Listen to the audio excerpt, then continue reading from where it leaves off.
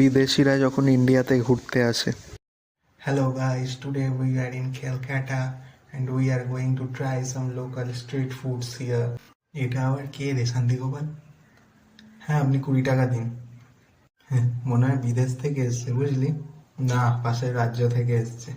তা আমি বুঝতে পারছি না বিদেশ থেকে এসছে। দাদা আমাকে 1 প্লেট কচুরি দেবেন। আরে বাস, এ তো বাংলা ভাষা জানে রে। হ্যাঁ, ভাষার সম্বন্ধে ওনার একটা ভাষা ভাষা জ্ঞান আছে। তুমি আবার কে? আমি ওনার লোকাল গাইড। কচুরি কত করে প্লেট? 50 টাকা। এই তো তুমি ওনার কাছ থেকে 20 রুপিস নিলে, আমি 50 দেবে কেন? ওটা জিএসটির কারণে। আমি কেন জিএসটি দিতে যাবে? আমি তো এখানে থাকিও না। হ্যাঁ ঠিকই, তুমি কেন দেবে? আরে মশাই, এ জিএসটি সে জিএসটি নয়।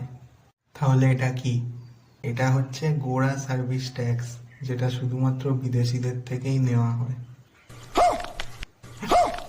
তুমি রাখো তোমার খাবার তোমার কাছে, আমি অন্য দোকানে যাই। ও দাদা, কোথায় যাচ্ছেন? কচুরি খেয়ে যান।